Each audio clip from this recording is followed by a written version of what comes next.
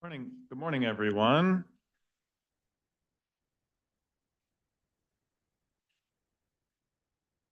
I'd like to call this morning's board meeting to order. It is October 8th, 9 a.m., 9:03. And I'd like to get started with prayer and pledge of allegiance. So we have Pastor Joshua from Resurrection Life Holland to get us started today.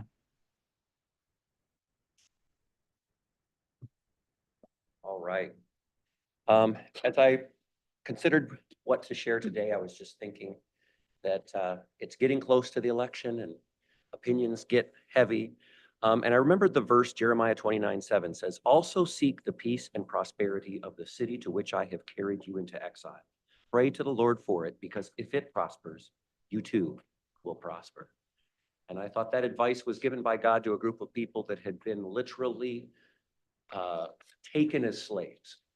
And then he told them, pray for that government. And most of us have not personally experienced that much trauma. So we can all agree, no matter what side we're on, that we can pray for the peace and the prosperity of this city, because all of us should agree to that. So let's do that. Dear Heavenly Father, we thank you for this opportunity to come together. We thank you for every person that is here present, Lord. We pray that you would give them wisdom. We ask that every situation, every choice, every opportunity that is brought before them, that you would fill them with your divine wisdom to handle it properly in a way that will bring peace to the county of Ottawa.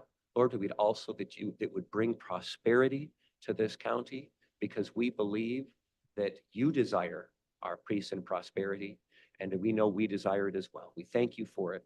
In Jesus' name we pray. Amen. Amen. Thank you. If you could please stand for the pledge.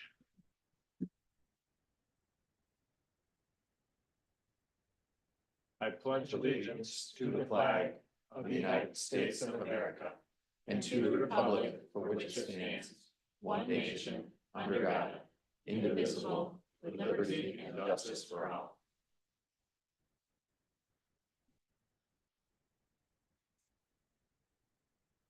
All right, will the clerk please call the roll? Yes, sir. Ms. Cosby. Mr. Kleinjans. Mr. Zylstra. Mr. Bonema. Here. Mr. Moss. Here. Mrs. Wenzel. Here. Mrs. Curran. Here. Mrs. Rhodey. Mr. Belknap. Here. Mr. Bergman. Here. And Mrs. Miedema. Here. Mr. Chair, we have a quorum. All right, excellent. Up next, we have correspondence today. We have Andrew Brown with us from the Recovery Court. Welcome, Andrew. Good morning. Thank you for the invitation to return and speak to the board. I know this invitation was extended from Jordan or by Commissioners Brody and Miedema through Jordan Epperson. Would you like me to begin, or are there questions that you'd like me to ask? Or? I think I would just yeah. let him. I guess I can just say something real quick, and that is that I especially appreciated when you had your 20th anniversary celebration, the stories of your people and the change that it had made in their lives. So I hope you can share a little bit of that today too. Yeah, absolutely. Last week, Thursday, we had a 20th anniversary celebration where we invited our community partners and court partners and some past participants in our program just to come together to recognize 20 years of recovery court. What is being passed out right now is a handout that we actually shared at that meeting, just highlighting some of our successes.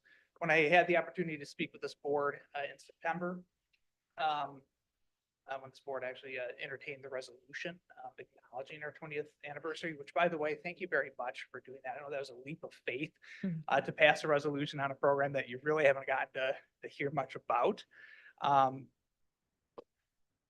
This handout here goes into a little bit more depth into some of the successes and accomplishments that we had. We talked about that on Thursday. Over our past 20 years, as I had mentioned in September, we have been solely grant funded. We have not had general fund assistance. We've done this on our own through grants, and it's state and federal grant funding. And over the years, we've brought in more than $9 million in grant funding. And that is my primary responsibility in running the program and figuring out how to pay the bills and keep the lights on and staff employed. Along the way, we've also had a number of studies done to determine, is our program working and how does it work?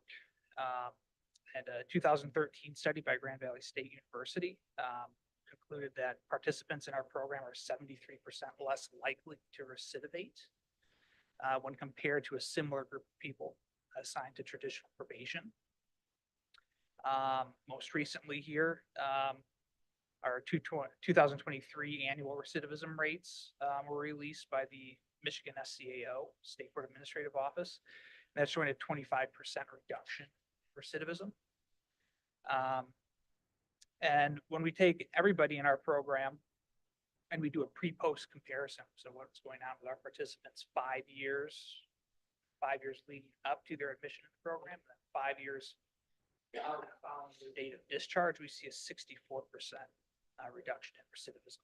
That actually translates to just over 500 fewer new crimes that have been committed. So however, we kind of slice it here over the last 20 years, regardless of the time periods that we've looked at, our program is working in terms of our ability to outcompete the alternative of going to traditional probation or just jail. So we think there's a good return on investment there for the county taxpayer when it's a program that's costed the county basically nothing and returned very positive results for public safety. One of the things I did mention in September, and if I may talk about it just a little bit more, that's the $9 million grant figure. That's also not reflective of what the total cost of our program has been for 20 years. But it's actually cost to run our program over 20 years is a little less than half of that. I would say we'd be hovering around $4 to $4.2 million over the last 20 years. The reason we've ended up with over $9 million in revenue and grant funding is because of the strategy that I have to take to keep our program funded and avoid layoffs. We have 3 sources, and our first funding source that we get annually comes from the Michigan State Court Administrative Office. And that's legislatively appropriated dollars, and that's typically ranged between $130,000 to $160,000 that we get per year. But that alone is not sufficient to cover drug testing, my time, Emily's time, our case manager, and our part-time surveillance officers. So we need federal grant funding for that. So that's where we get funding from the Department of Justice and through SAMHSA. But we also can't guarantee what our level of state funding, is going to be either. And that has been variable. So our federal funding is typically 2 to 5 year grant awards. And what I do is stagger those awards. So let's say we're on a 4-year SAMHSA grant. During year 2, I will then apply for a Department of Justice grant. With the intention to be able to fully fund our program on the SAMHSA grant and the Department of Justice grant. So if one of those grants then doesn't come through on an off year, I can shift everybody over to a BJA grant. I can shift everybody over to a SAMHSA grant. So it's essentially contingency planning. And that's how we've had to, juggle the balls here over the years. And that's also how we've been able to avoid having to do staff layoffs, that would come on very last minute should a grant award not come through. So it's definitely a bit of a juggling act. And it's challenging because we are self-employed, essentially in the public sector under the umbrella of the county. We're in a position that as the judiciary, we can't fundraise or solicit donations from the community. The grants are use it or lose it, so I can't stash away and squirrel away money if we're thrifty with the funds that we have. And there's never been a binding agreement or assurance with the county either that if grant funding doesn't come through, that the county would support our program. So we're really just kind of, on our own island. But that's where that $9 million number comes from there. I don't know if there's any questions about that as So one question I would have on that is, has there ever been any efforts to come into a more formal agreement with the county on that? So there have been annual funding requests that have been made. They've been rejected every year. In the 20 years that we've been a program, there have been 2 years where we did not have enough grant funding. That was in 2013 and 2014. We fell about $20,000 short. We did approach the board and the county to ask for support. That was denied at that time. Okay. But since 2015, we've done it on grants alone. Okay.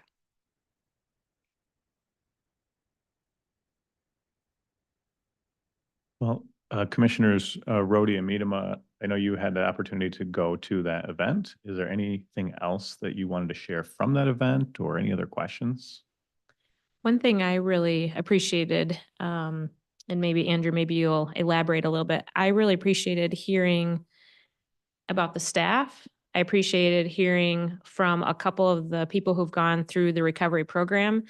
And I also really appreciated your sharing about the volunteers that have tremendously helped, I think, the recovery court process as well. And some of them were in attendance, I believe. And so I think I really appreciated that model, that people had stepped in wanting to help come alongside of the recovery court, that I think maybe had a church nearby.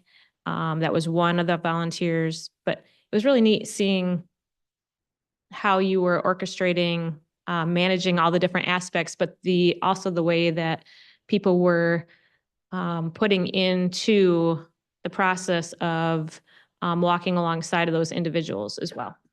Yeah, I think there's just a number of unique things about our program, and that's also what has allowed us, to stand out in the national spotlight. Again, 6 years as a national mentor court, over 23 national conference presentations, 13 national technical assistance projects that we've been a part of.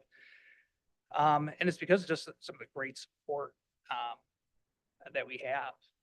And I think one of the coolest things is the community support of our program. And we have had a long-standing partnership with First Presbyterian Church in St. Patrick's Parish here in Grand Haven, Calvary Church down in Holland. And obviously they're motivated by faith for the work that we do, but we're government, so that there's not proselytization or anything like that, but that's out of mission. And what they have done is, Calvary Church has provided rides to our participants now for 20 years. Most of our people don't have driver's licenses, can't get around, and we need to get them from Holland up to Grand Haven for our court hearings. We hold court once every 2 weeks. And the volunteers from Calvary Church have just a large bus, and they pick up participants. Sometimes it could be as few as 2. We've had as many as 14 people squeezed into that van. And in that 20 years, so we have 26 court hearings a year. So over 20 years, trying to do the math, minus the pandemic years where we're by Zoom, we're talking about 500 court hearings.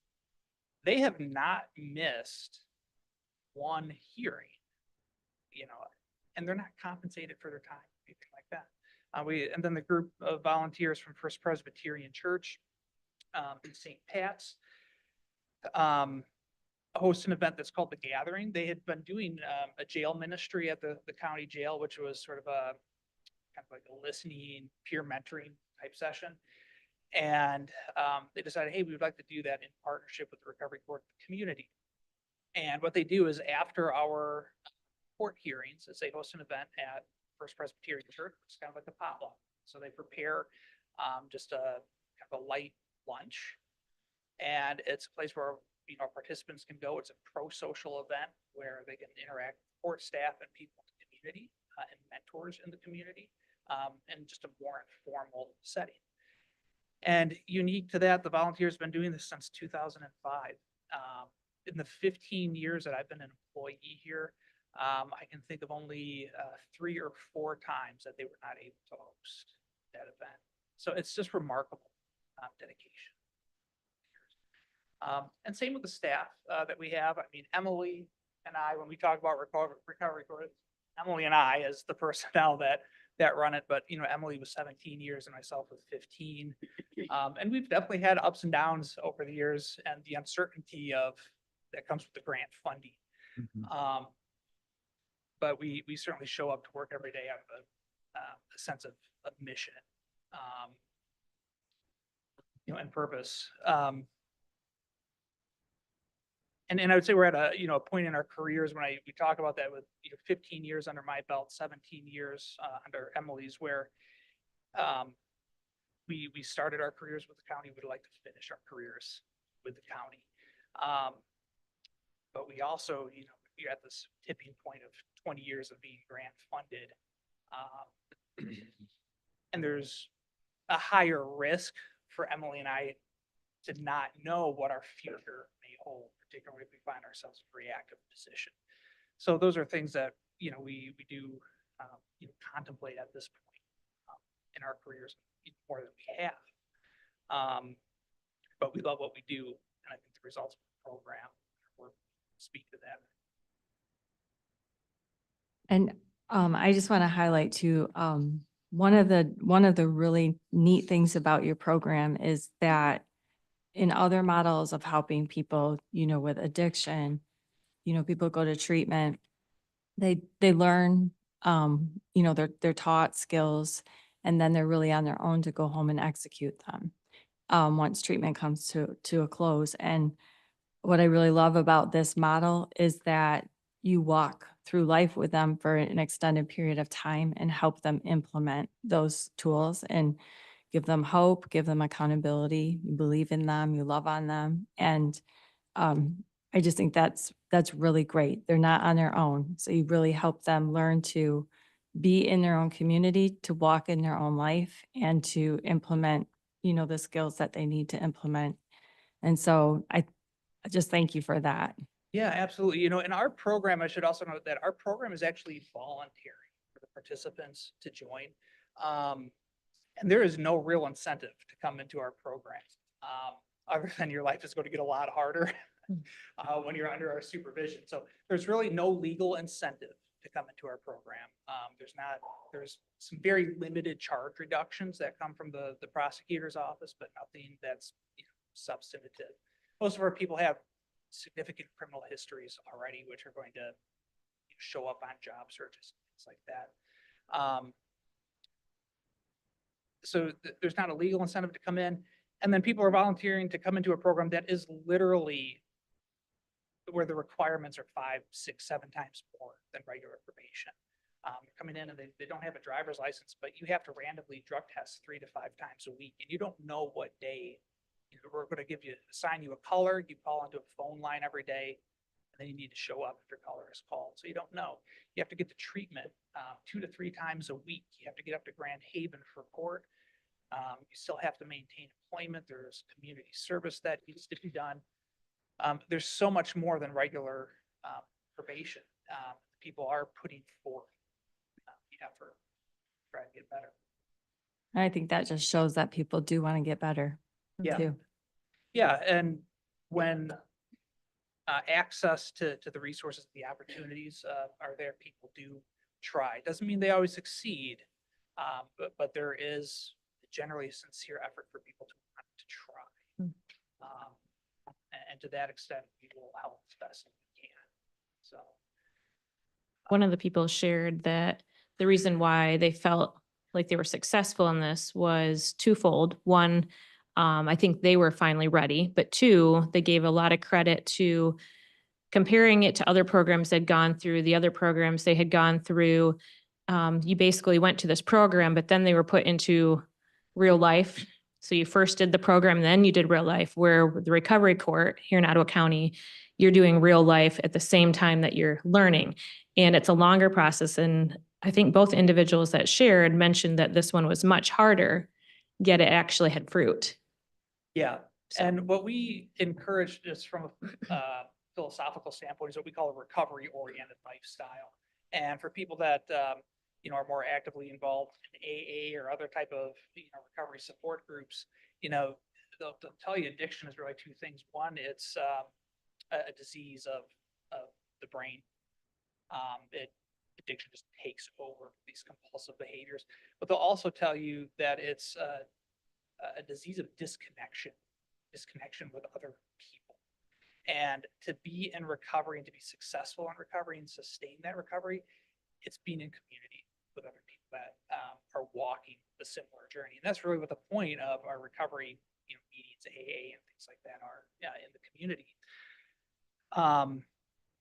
But when you're new to recovery, if you've been doing, homeless or transient for 10 years using heroin, or you're chronic alcoholic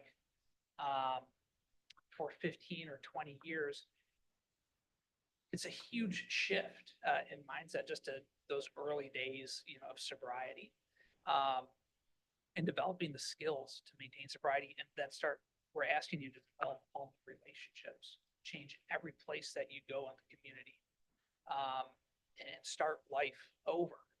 And it's easy to do that if we send you 4 counties away to a residential treatment program for 90 days, but what happens when you're done? You're still going to come back to the same environment that you've been struggling to live in. So the point of our program is to keep you in the community that has been challenging, but build new community, new routines, new lifestyle where you live, because that's what needs to occur. And our program allows people to be in the community, but we're going to provide that structure and support and supervision to help guide you along the way as you're making those changes in your life. And yeah, as our 2 graduates, said, that's what has helped. And that's what we get feedback that we get from a lot of our participants. I think what was really beautiful about the 2 people who spoke to was the fact that not only had they recovered their own lives, but they have now gone on to be helping other people. Yeah, and we have so many stories like that. So the 2 graduates that spoke are now work for one of our partnering treatment agencies as peer mentors, working with other people. But over the years, we have had people, come into our program, not even in possession of a GED. And by the time they leave, they've been enrolled in community college. And some years after, they've gone on to actually get master's degrees and work as social workers, licensed professional counselors in addiction. I can think of 8 people off of the top of my head that have gone on to do that. I wish there was a way you could just throw that into an Excel, spreadsheet, like, hey, here's the quantitative value, cha-ching, and we can't. But there's a very clear ripple effect, to that. And the other thing I think, we talked about our recovery coach academies that we do. With the risk of being grant funded, there's also been some really great opportunities. And one of those has been ways that our program has been able to give back to the community. And we do that in the spirit of recovery. One of the things you hear in recovery is that the best way to maintain it is to give it away, share with other people. We wanted to do that as well. So we partnered with a group called Connecticut Communities for Addiction Recovery, CCAR. And they are the leading organization in the nation that trains people to be peer mentors to people struggling with addiction. And we have worked with them to run a 40-hour training academy. I'm a certified peer recovery coach, and that certification is recognized by the state of Michigan. So we've been hosting that academy since 2015 to a year. We've had over 220 people go through that academy and graduate as certified peer recovery coaches. And those coaches are now employed in every community mental health system, corporate treatment agencies like a Pine Rest or a Hope Network, something like that, and hospital systems in a 6-county area. And so it's a powerful way that we've been able to give back to the community. And in fact, our 2 most current recovery coaches that we have on staff are actually graduates of our program. Wow. Chris in 2015 and Sammy in 2019. So we planted a seed over these years that's grown, and we now have a very robust community of recovery coaches in the area. So again, not easy to quantify the dollar value to that, but it's significant. It helps. Yeah. I don't know if there's any other questions or thoughts. Anybody else? What I would like to say is that would like to extend an invitation to our board members to attend one of our review hearings. We report on Thursday mornings every other week. Our next hearing is going to be on the 17th. But I can certainly email some of those dates to the board. We would love to have you in attendance and learn more about the program. And if I just may conclude as well, it's been an honor running this program, working with the participants that we have, and appreciate very much Commissioner Miedema and Rhodey coming to our event last week to learn a little bit more about the program. Sometimes it's felt like we've just kind of operated in the background, doing a lot while I'm not fully being understood. Some of the work that's gone into running the program, and some of the risks that we've had to mitigate doing that as a solely grant-funded program. But I do hope the opportunity may exist to have some more conversations with this board, to talk about the program, to talk about our current grant situation and what the next couple of years looks like for us. And I think there's 2 important questions that if we could work together to discern an answer to from a program planning standpoint would be very helpful for our court. And those questions, it's first is what you've learned now about the recovery court, and I hope learn more about is does the recovery court philosophy and our approach to justice align with that of the board and county administration for what justice should look and feel? And if the answer to that question is yes, did the known outcomes of our program over the past 20 years, the avoided costs and operating costs of the program, and knowledge of what our future outcomes are going to be based on our past performance, and does that rise to the level of being a fruitful investment in the county general fund, either on part or full, should grant funding be insufficient? And if there'd be, and as I mentioned in September, we are good for fiscal year 25. Fiscal year 26 and 27 are going to get to be a little bit more risky. We're swinging for the fences on some federal grants. But if there's an opportunity where we might be able to be proactive in answering those questions, that would be very helpful to the court.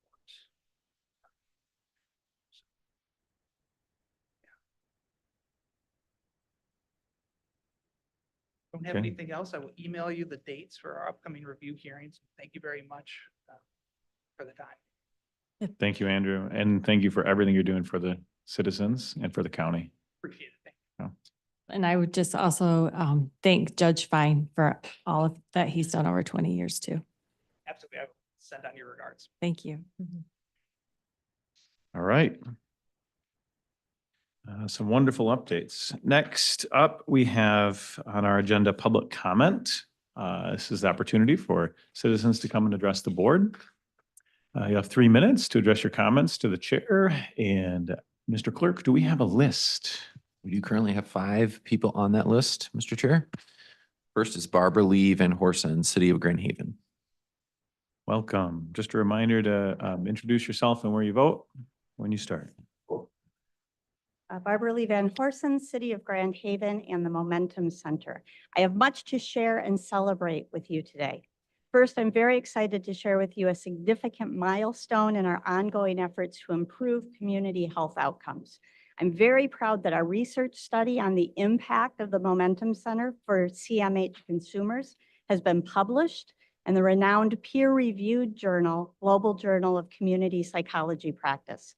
This study highlights the remarkable impact of our interventions on mental health, demonstrating not only improved health outcomes, but also a substantial return on investment. As I've shared before, this study demonstrates that members get better while needing less costly interventions.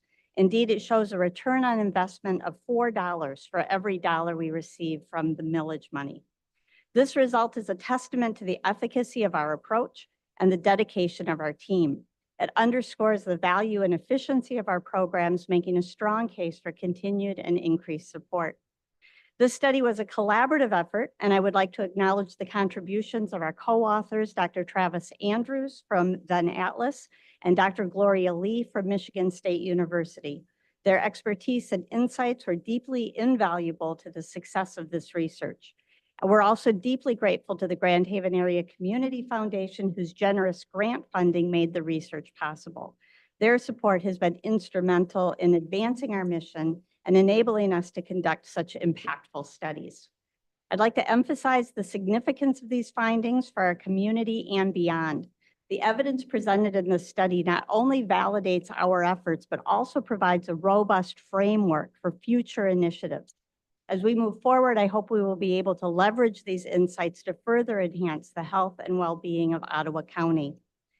I also want to let you know that we have completed our capital campaign and the renovation of our Grand Haven location, and all member activities have now resumed on site.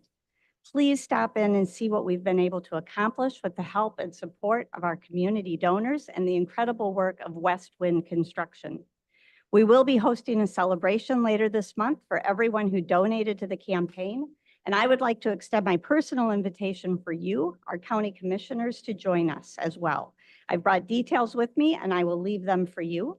I thank you for your attention, and I look forward to our continued journey toward a healthier, more vibrant community. If we all work together, we'll keep gaining momentum. Thank you.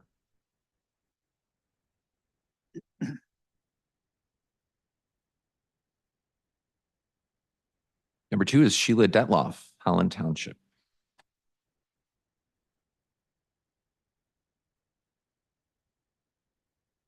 Morning, Sheila Detloff, Holland Township. I'd like to talk about Joe Moss's personal choice for an executive search committee, W Talent Solutions.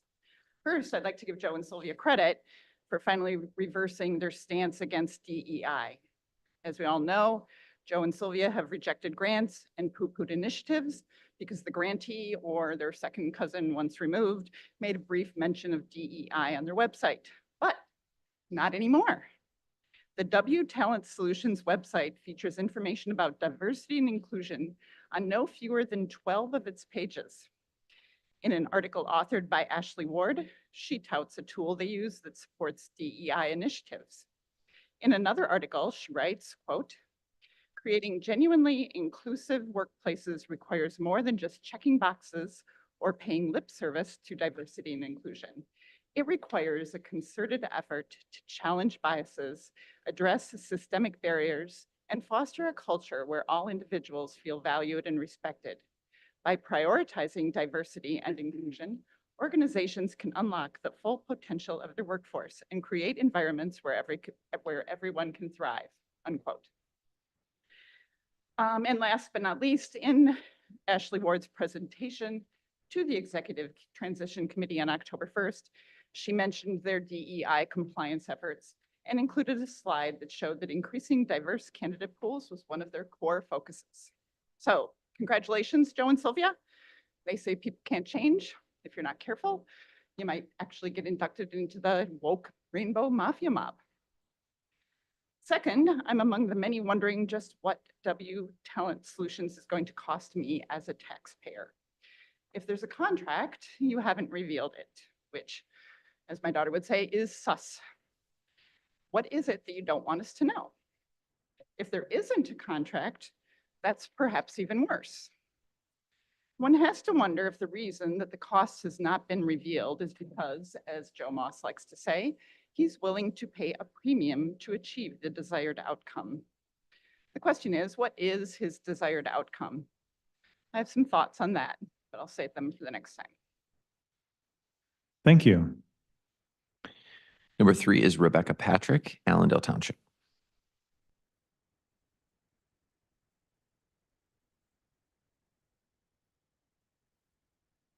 Good morning, Commissioners. Rebecca Patrick, Allendale.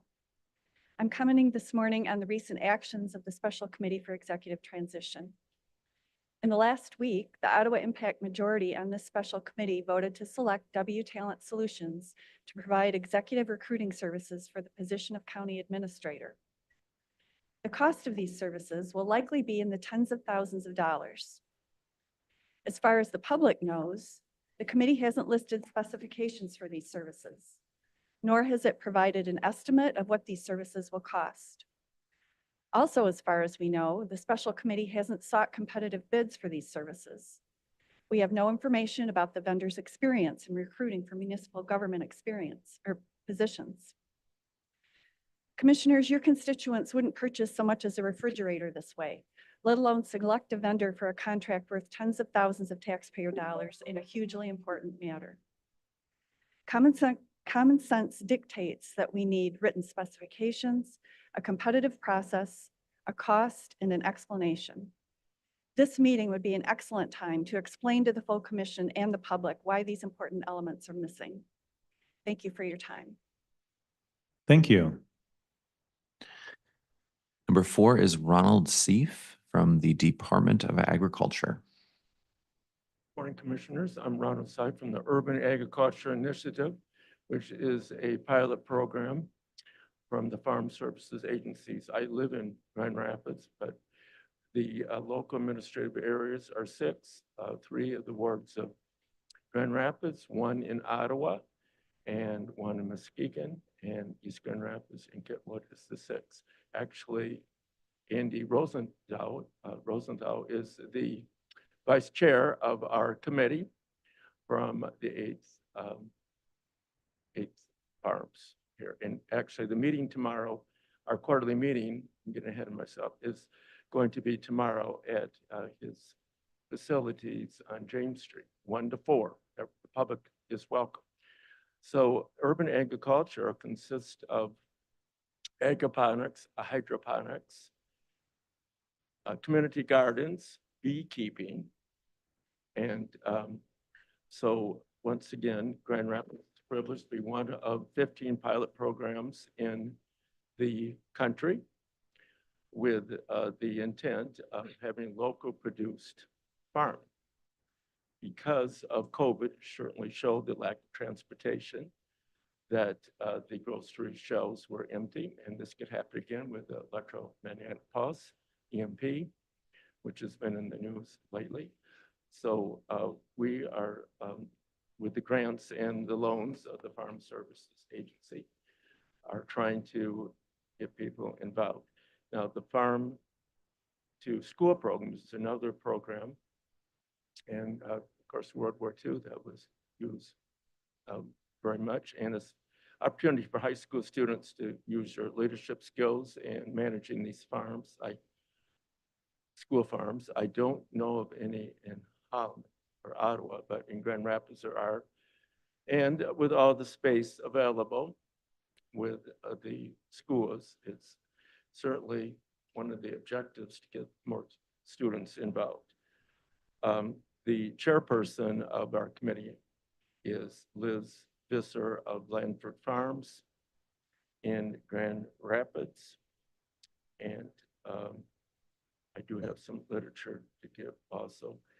But beekeeping is one of the ways to produce foods. I just learned recently that you can have the beehives on your roof because people are afraid of bees, but that would produce the honey. We don't want anybody to go hungry. That is also objective. And certainly the Department of Agriculture has the bottom-up philosophy of government. starting with the local representatives such as myself, going to Lansing and then to Washington, not the other way around. So everyone is welcome at that public meeting tomorrow. And, oh, yes. Thank you. We're trying to get the veterans, the social disadvantaged, and the young farmers involved in farming. Thank you, sir. Time is up. Thank you for inviting. And if you have information, you could leave it here on the table. Yeah, thank you. Number 5 is Megan Ryan from Holland Township.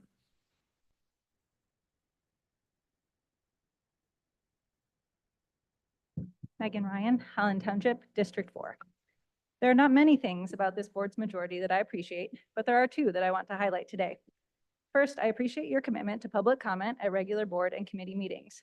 You have continued to allow everyone to have 3 minutes to speak and not limit the topics of discussion, even when meetings run very long. I am grateful for that being the standard at regular meetings.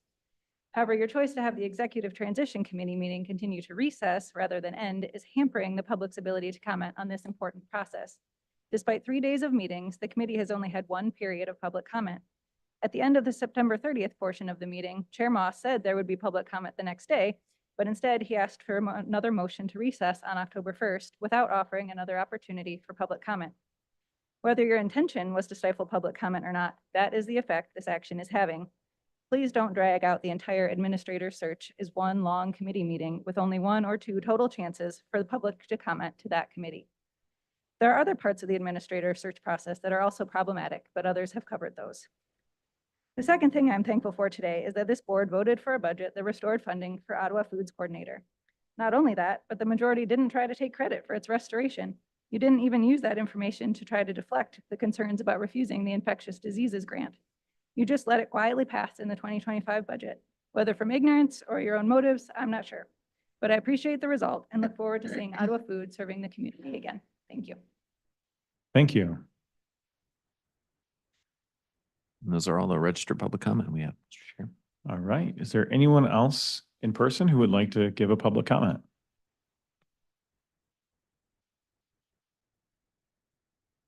I think I did that wrong. Sorry, hold it. The problem, somebody can fix it. Mhm. I had to bring it down and it slides down toward me. We'll find out, shall we? Karen Ovid, Spring Lake. While I have serious reservations as well about the process or lack of due process by which the Executive Transition Committee appears to have selected W Talent Solutions as the recruiting agency to guide the search for our next administrator, I was encouraged to discover an article written by CEO Ashley Ward on the importance of diversity and inclusion. In reading this article about why, in Ms. Ward's view, fostering an organizational culture that promotes a sense of belonging is so important, and how it requires, quote, a fundamental shift in mindset and organizational culture, end quote, I found myself wishing I'd had access to this article at many points over the past 21 months as I prepared public comments to deliver at board meetings.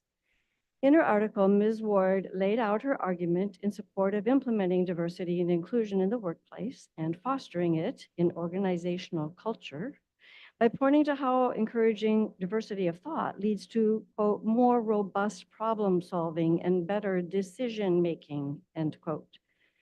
Better decision making. I, for one, have thought many times about how the Ottawa Impact majority on this board could have made better decisions over the past 21 months, beginning on January 3rd, 2023. And I can't help but wonder if they had promoted diversity of thought and a commitment to broader inclusion of all the members of this board from the very beginning of their tenure, whether they could have saved themselves and the county from making many costly mistakes, including their initial choice for county administrator. Back to her article, I noted that Ms. Ward points as well to how practicing diversity and inclusion fosters employee engagement and satisfaction. And I was reminded of the many times I stood at this very podium to state my concerns about the negative impact on county employee morale of the exclusionary approach Ottawa Impact members took to board deliberations and decision-making. Finally, Ms. Ward writes about how diverse and inclusive workplaces are better equipped to attract and retain top talent. But I wonder, Will the members of the Executive Transition Committee hold those values close in their approach to the selection of the county administrator? I can hope. So I'm here at the podium once more, asking that you do better. There's no time like the present. Ensure your search for our next administrator yields better results. And I think you might want to start by going and reading Ms. Ward's article, and they be more open to other people's opinions in this board meeting. Thank you. Thank you. If you'd like to forward the article to the board, that'd be great. Is there anyone else who would like to give a public comment in person?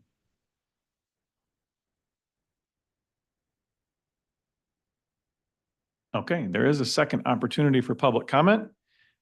Could I please get a motion to approve the agenda? So moved.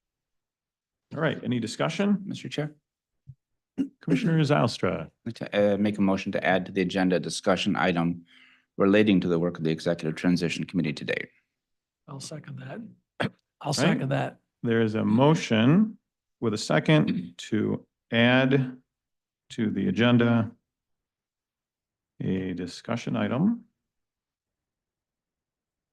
You said to discuss the work of the Executive Transition Committee? To date, yep.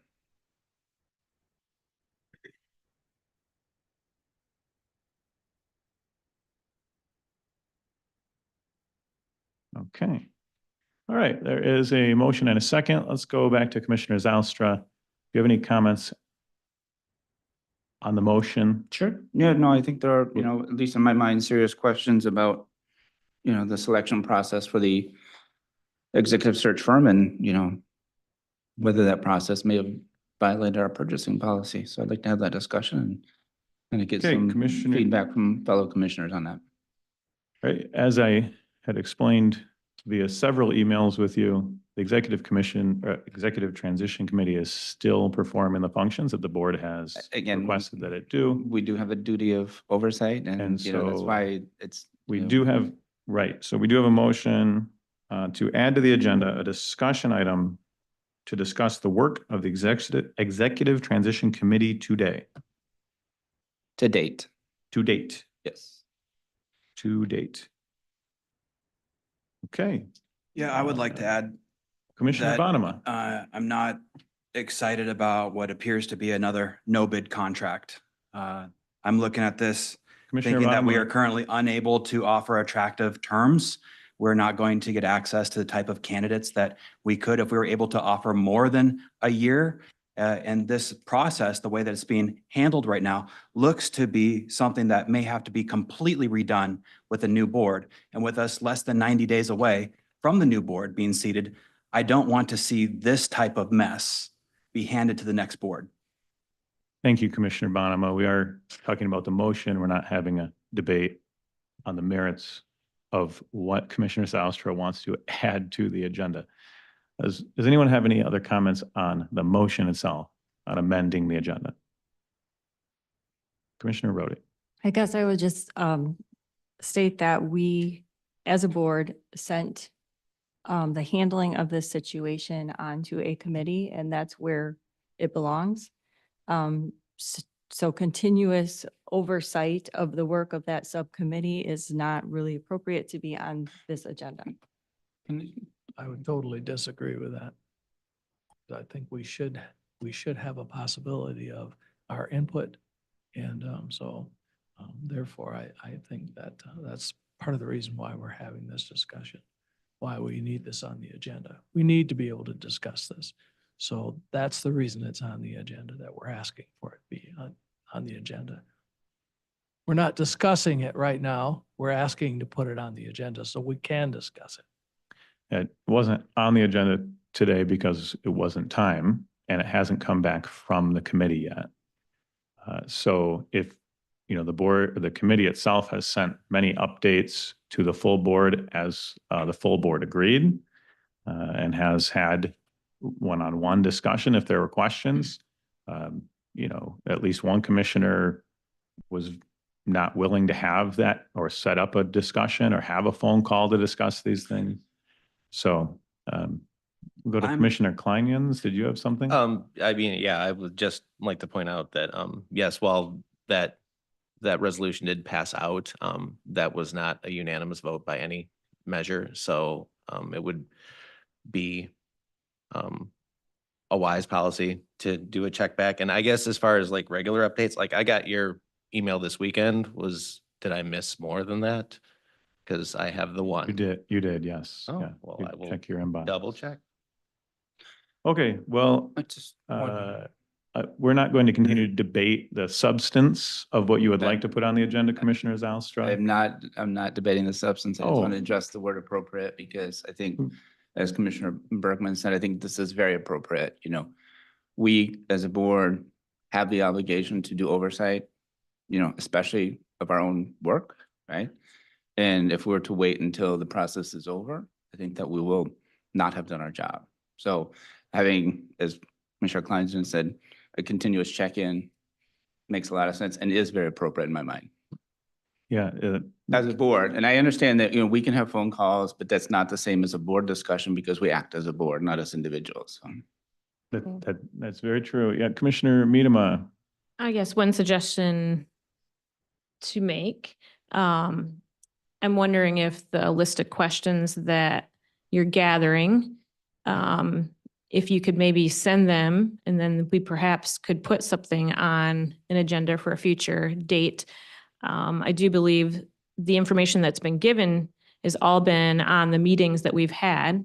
So there's not more information that we have not been able to share. It's all been public.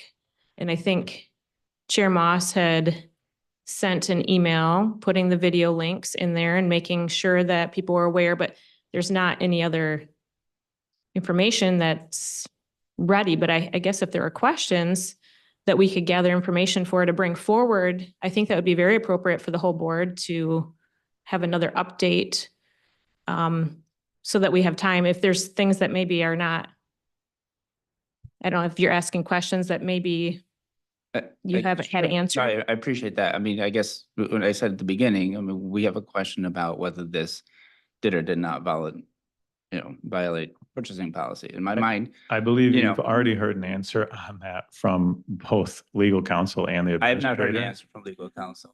So if you haven't, I'm just going to ask that you speak to him directly after the meeting because they are highly available at all times. And if you're going to wait just to try to create chaos in a board meeting or manufacture something that really is a non-issue, Commissioner Zalstra. It's an issue to me, and I think it's an issue to many.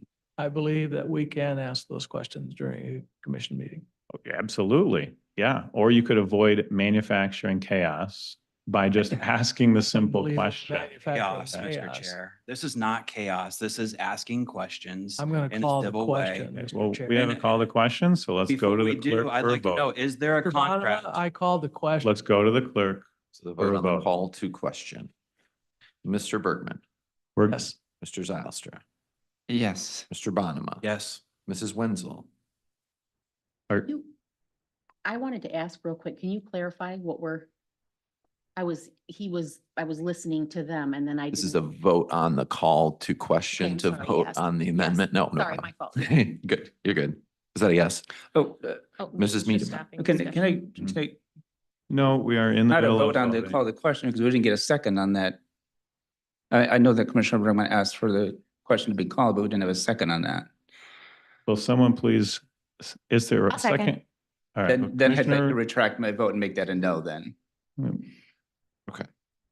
If this vote is on calling the question, then my vote would be no. All right, we have a motion on the floor to call the question for the vote on the amendment to the agenda by Mr. Bergman, seconded by Mrs. Curran. And I'm going to go ahead and redo the roll call. Mr. Bergman, Yes. Mr. Zylstra. No. Mr. Bonema, No. Mrs. Wenzel, Yes. Mrs. Miedema, Yes. Mrs. Curran, Yes. Mr. Kleinjans. No. Mr. Belknap, Yes. Mrs. Rhodey, Yes. and Mr. Moss. yes. And the motion passes. Okay, if we could please go to the clerk for a vote And this is the vote on the amendment to the agenda. to add an item to discuss the work of the Executive Transition Committee to date. Mr. Belknap, No. Curran, Mr. Bonema, Yes. Mrs. Rhodey, No. Mr. Zylstra, Yes. Mrs. Wenzel, No. Mrs. Medema, No. Mr. Kleinens. Yes. Mr. Bergman. Yes. And Mr. Moss. No. So it's a tie vote, which means the motion fails. We're back to the main motion to approve today's agenda. Any other discussion? Any other amendments? All in favor of approving today's agenda, please say aye. Aye. Aye. All opposed? Motion carries. Next up is consent resolutions. Can I get a motion to approve the consent resolutions, please? So moved. Second. Motion and support. Mr. Chair, Commissioner Zylstra. yeah, can we remove Section E, Veteran Affairs Committee bylaws? All right, we'll move 7E and make that 8B. Any other discussion on the consent agenda? We go to the clerk for a vote on this one, please. Yes, sir. Mr. Bonema, Yes. Mr. Kleinens, Yes. Mr. Bergman, Yes. Mrs. Medema, Yes. Mrs. Wenzel, Yes. Mrs. Rhodey, Yes. Mrs. Curran, Yes. Mr. Zylstra, Yes. Mr. Belknap, Yes. and Mr. Moss.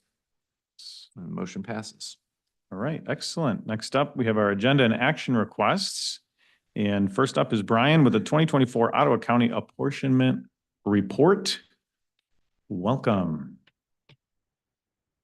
Could I please get a motion to approve the 2024 Ottawa County Apportionment Report? So move. Second. All right, motion and support. Take it away, Brian. Morning, Commissioners. Thank you for the opportunity to present to you again today. Last year, when I presented the apportionment report, I talked to you about the process that goes into developing the millage reduction fractions. I'm sure you found that enthralling, but I'm not going to cover that again this morning. I'm going to talk about a related part of the apportionment process, and that is auditing ballot language. One of the things that when a levying institution would like to levy a millage, the first thing that they need to do is present it to the clerk's office. And as part of that, we get that ballot language from the clerk's office and we audit it to make sure that it is compliant and that we understand what the levying institutions are asking for. When they are found to be non-compliant, which happens a good amount of the time, we really don't have authority to tell them to change it, but we do have authority to tell them how we will be levying it in the event they proceed. So there's usually a pretty good incentive there then to voluntarily correct that ballot language. We don't necessarily care if the ballot measure passes or fails. That's really not our concern. But we are concerned that the ballot measure is presented fairly, that the voters know what they're voting on, and then probably more importantly, that it is administered appropriately. In February of this year, just kind of as a summary of what we've audited, in February, we had 4 ballot measures that were requesting a millage. All but one of them passed. In May, we had 10 requests for additional mills, and 2 of them failed, so 8 of them passed. In August, we had 25 requests that went before the voters in Ottawa County to increase or renew a millage, and all but 2 of those passed. So, and then in November, we have another 9 going before the voters in Ottawa County, all opportunities to increase or renew their mills. So all of those measures get audited by my department. And then once they are approved by the voters, if they're approved by the voters, then they go on this apportionment report. So in light of that, after we've compiled all of that, I'm pleased to present to you today the Ottawa County 2024 apportionment report. What I'm asking you to approve is actually on pages 4 through 7 of the report. That is the official apportionment report. And what the board is voting on today is they're voting to affirm that the levying institution's requests are appropriately prepared and then authorizing the spread of those taxes in terms of the millage rates themselves, not the values, but in terms of the millage rates themselves. Though they are accurate, at least I believe them to be accurate as of today, I would like to point out that the November election is still coming, and there is one measure on the ballot this year, Olive Township Library, that if it passes, I will be coming back to this board in December to amend the apportionment report. The last time that the Olive Township Library millage was on the ballot, it failed 45 to 55. So it wasn't all that close of a vote. So I don't know which way that one's going to go, but if I come back in December, it's because it passed. I'd additionally like to say, I use the term we as though we are auditing this, but largely it is Lori Brassard from my office that I can stand up here confidently and say that this information is correct. So any other questions from the board on what we're asking today? All right. Right. Thank you, Brian. Yep. Appreciate it. Okay. If there's no further discussion, then we'll go to a vote to approve the 2024 Ottawa County Apportionment Report. Can we go to the clerk for that? Sure. Mr. Belknap, Yes. Mrs. Curran, Yes. Mrs. Miedema, Yes. Mrs. Wenzel, Yes. Mr. Zylstra, Yes. Mr. Bergman, Yes. Mr. Bonema, Yes. Mrs. Rhodey, Yes. Mr. Kleinens, Yes. and Mr. Moss. Yes. And then motion passes. All right. Thank you. Next up would be 8B, which was your 7E, the Veteran Affairs Committee bylaws. Please get a motion to review and approve the Veterans Affairs Committee bylaws. So moved. Second. A motion and support. And we could go to Commissioner Zylstra first, Thank since you. he asked Appreciate to that. pull this off. Yeah, for sure. I guess I'm just kind of focused on this one area of this, Article 7, Section 3. I did talk to Jason yesterday about this. I mean, I think number one in my mind is making sure that, Jason or whoever sits in that seat has the flexibility to do the work and serve their, their constituents. So I don't quite understand this flow chart. Says the OCVAC serves as advisory committee to the BOC. BOC provides instruction to the administrator. The administrator in turn directs the director of the DVA. I think in the current situation, we all support, Jason's work, but we don't know the future and we don't know, how dynamics may change. I would just hate to have, the director of the DVA not have that flexibility in the future. And I don't know if we can fix this in some way to give, a little bit of buffer between the director of the DVA and the board/county administrator, right? I mean, the flow chart goes Board of Commissioners, County Administrator, OC, DVA, and then the Veteran Affairs Committee is kind of sitting on the side there, giving input to the director as well as input to the Board of Commissioners. Help me out, Jason. Is the administrator and the chair, do they sit on that? My recollection is no, right? Do they sit on that committee? Well, good morning. Morning, how you doing? Yeah. Sorry Okay, about that. Repeat that one more time. Apologies. Repeat that one more time. Just, the administrator and the chair, what is their involvement in the committee itself right now? I mean, do they sit on that committee? Is there any ex officio role? Negative.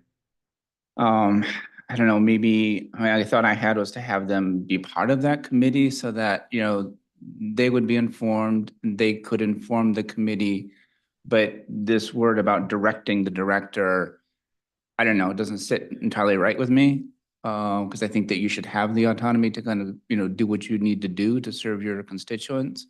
Right. And I think you don't see that, as maybe currently, and we all, appreciate your work you do. I just like, when it says direct the director, Yeah, I really what the flow chart does is really give you the dotted line reporting of how I'm sandwiched in the middle between the Board of Commissioners, the committee, the administrator. It just gives us the workflow of how information funnels from the committee to the board, to the administrator, to me. It operates very similar to, like, say, the Parks Commission or the Community Mental Health Board. I mean, we currently have a county commissioner who sits on the committee. Right. But as far as the administrator and, yeah, so that's just, the law is fairly simplistic. I think Jack would second me on that. We went through it pretty good. The authority for the committee is pretty standardized through state statute. We just really want to have the bylaws in place so that we could show our collaborative work ethic and our collaborative work between our committee and the board. I don't know if that answers your question. Okay. I'm comfortable with it. Okay. Yeah. Okay, well, I appreciate that. I know we had the discussion yesterday.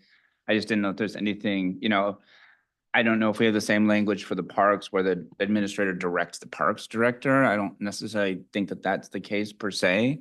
Well, And I wouldn't expect that per se. Obviously, we need to have oversight and, some sort of linkage, but, with, technically in the chain of command, I work for the administrator. I mean, Okay. that's my boss, right? Okay. So, and that's why the flow chart shows you the dotted line between the committee, Sure. the board.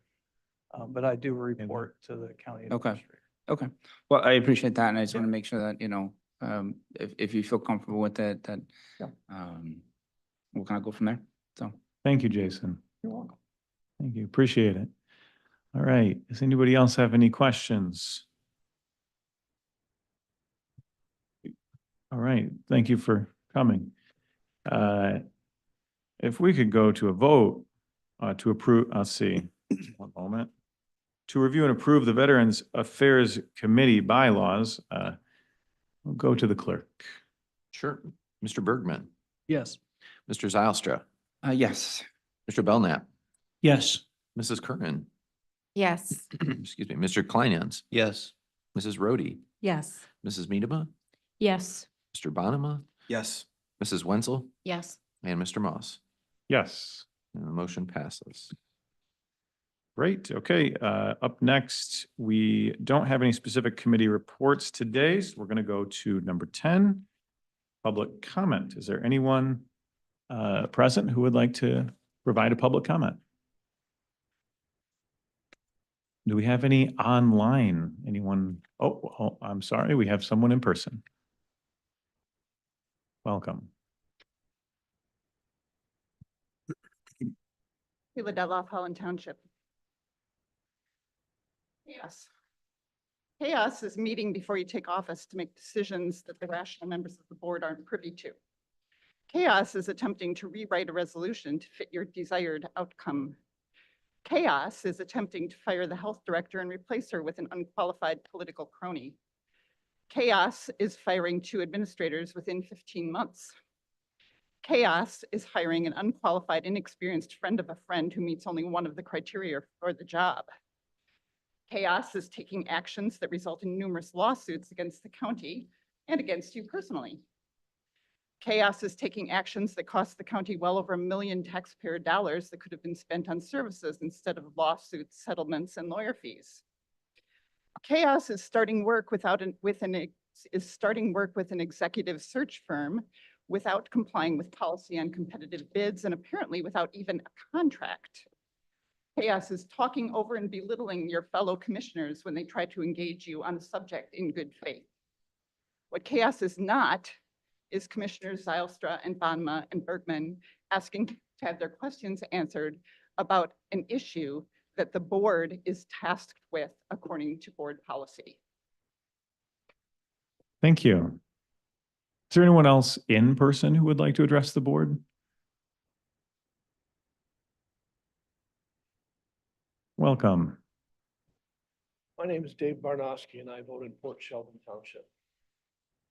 Your executive search committee is clearly an abuse of power. Ottawa Impact appointed themselves to the group. They've excluded every other voice. They exclude even discussing their avoiding any kind of due diligence. Excluded anyone discussing their avoiding of all due diligence. It's a flat out abuse of power.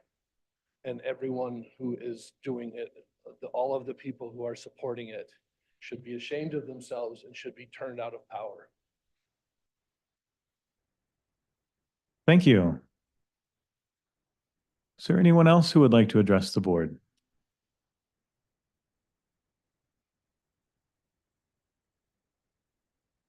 Chantal Martineau, Park Township.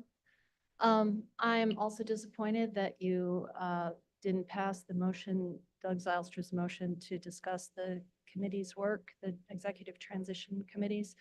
I'd like to remind you that while you reference that there had been emails between the committee and members of the rest of the board about the work that happened in that meeting, the public also would like to be informed about some of the decisions that have been made in that meeting to date and some of the procedures that you have used in those meetings. As other commenters have referenced, you approved a no bid contract with a firm without hearing from any other executive search firms. I am given to understand that Commissioner Rohde had interviewed some other firms and that the results of those interviews would be added to the packet for this meeting, but that has not happened. And I'm also curious to know how Commissioner Moss became chair of that committee. The first thing that happened in that committee was a vote to elect the vice chair of that committee, but no vote was ever taken to elect the chair. Seems highly irregular to me, as along with a lot of other actions that that committee has taken. And I think it would have been beneficial to the public if you had discussed some of them today. Thank you. Thank you. Is there anyone else in person? Is there anyone online? There's nobody online. Okay, thank you. Next up after public comment would be item 11, additional business, administrator's report. The administrator had sent an email with a few updates. He wasn't able to be here today. And our deputy administrator is out due to a medical issue. Karen, did you have an update in their stead? Welcome. Good morning. John had asked me to read his updates. So he had asked me to share that he had agreed to stay on to the end of the year or beyond based on the success of your search. He is committed to prioritizing the work of the county and will ensure all responsibilities are met. And then he also would like to recognize that yesterday was 1 year anniversary of the invasion of Israel and that there are still just over 100 hostages. Also, Public Defender Nicole Dirks has accepted a position with Kent County Public Defender Office. She is a valued, dedicated employee who will be missed, and we wish her the best. The search for a new public defender will begin soon. Thank you. And perhaps we should just take just a moment of silence for the people who are still suffering in Israel or nearby, and especially for the people who are either being held hostage or who have been murdered.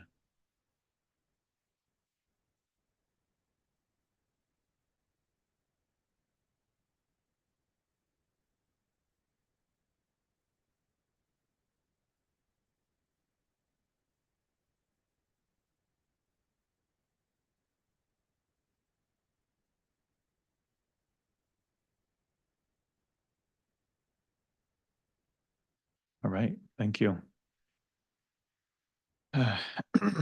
Up next, we have an update from Talent and Recruitment, Commissioner Miedema. Right, thank you. As Chair of Talent Recruitment, I just wanted to take a moment to remind my fellow commissioners and then constituents that we're to the time of year where we're taking applications for many seats on county boards and committees. You can check out the current listing of open seats by going to myottawa.org. You just need to scroll down to boards and committees.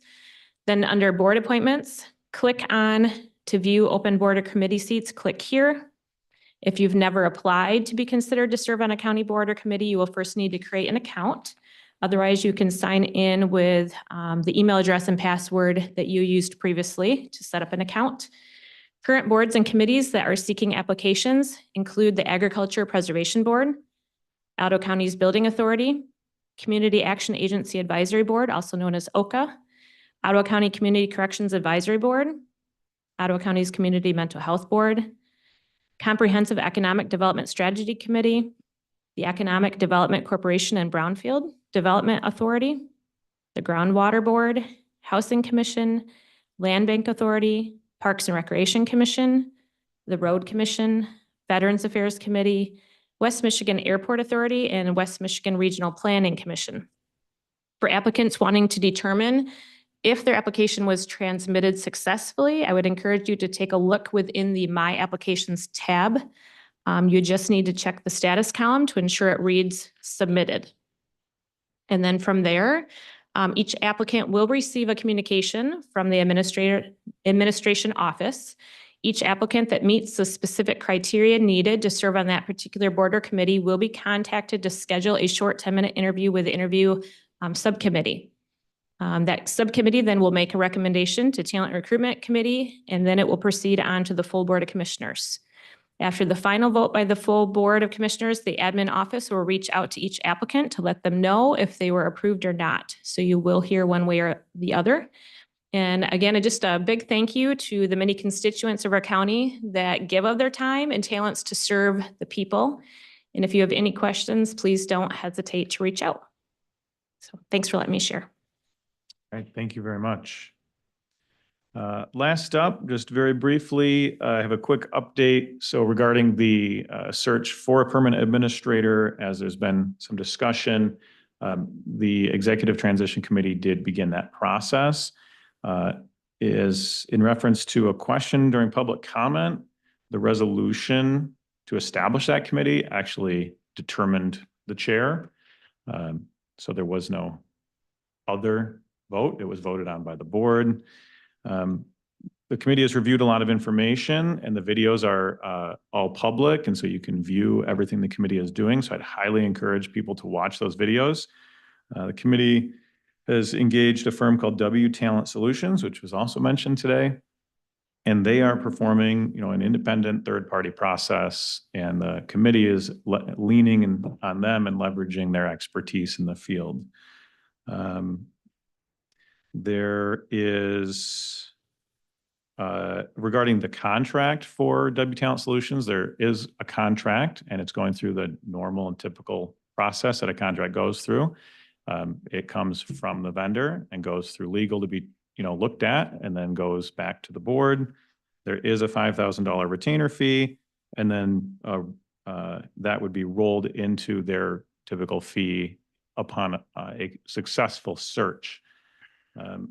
There will be continued updates from that committee, and I guess I'll just ask administration or Jordan, if you could add that latest update that was sent to the board into the packet, that'd be great. And that is all I have. And so seeing as we've reached the end of our agenda, this meeting is adjourned. Thank you.